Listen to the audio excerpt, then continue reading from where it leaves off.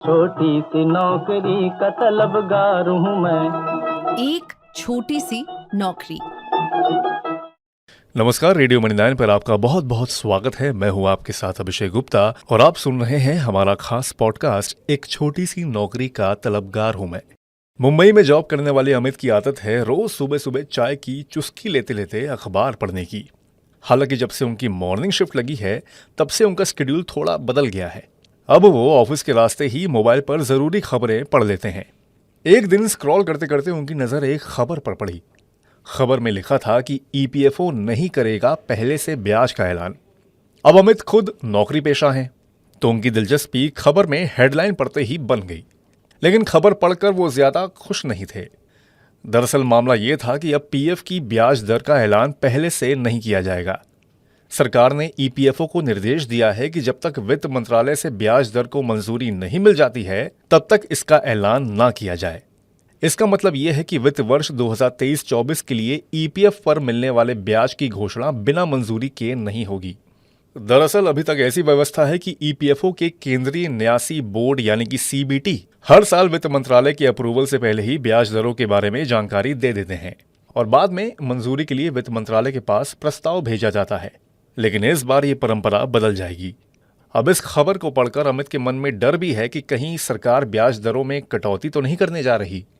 खैर, उनकी उलझन तो सरकार ही दूर करेगी। लेकिन सरकार ने पीएफ और पेंशन के नियम में कुछ बदलाव जरूर कर दिए हैं। सरकार ने ट्रिब्यूनल में काम करने वालों के लिए ग्रेच्युटी, पेंशन और पीएफ के नियमों में बदलाव किया है। इनकम टैक्स अपीलेट ट्रिब्यूनल और जीएसटी ट्रिब्यूनल के सदस्यों को अब पेंशन, पीएफ और ग्रेच्युटी का पात्र नहीं माना जाएगा। सरकार ने ट्रिब्यूनल मेंबरशिप को फुल टाइम नौकरी वाली कैटेगरी में रखा है। अब इस पद के लिए नामित व्यक्ति एक साथ 2 सेवाओं का लाभ नहीं ले सकेगा। उन्हें किसी एक सेवा पद से इस्तीफा देना होगा। पहले हाईकोर्ट या सुप्रीम कोर्ट के सर्विंग जजेस को उनकी मौजूदा सेवा में रहते हुए ट्रिब्यूनल में अध्यक्ष या सदस्य के रूप में नियुक्त किया जाता था। ऐसे में न्यायाधीश पेंशन और अन्य लाभ के हकदार थे। पीएफ के बाद अब अगली खबर शायद आपको इतनी अच्छी ना लगे। गूगल की पेरेंट कंपनी अल्फाबेट ने एक बार फिर छटनी की है। कंपनी ने इस बार अपनी ग्लोबल रिक्रूटमेंट टीम से सैकड़ों कर्मचारियों को बाहर का रास्ता दिखा दिया है। चालू वित्त वर्ष की दूसरी तिमाही में कर्मचारियों की छटनी करने वाली अल्फाबेट पहली कंपनी बन गई है। वही कंपनी ने हायरिंग पहले ही स्लो कर रखी है। साल 2023 की शुरुआत में टेक कंपनियों ने छटनी शुरू की थी, जिसका दौर अभी भी जारी है। अल्फाबेट के साथ ही क्रेडिट सुइस के 50% से ज्यादा कर्मचारियों की नौकरी पर संकट आ गया है।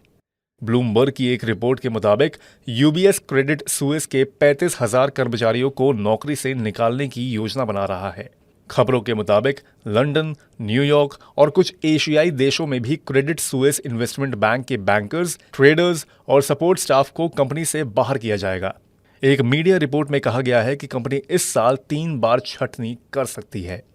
तो इस वीकली पॉडकास्ट एक छोटी सी नौकरी का तलबगार हूं मैं फिलहाल इतना ही। ये पॉडकास्ट आपके लिए तैयार किया था आंचल चौधरी ने। मैं हूं आपके साथ अभिषेक गुप्ता। अभी लेता हूं विदा। नमस्कार।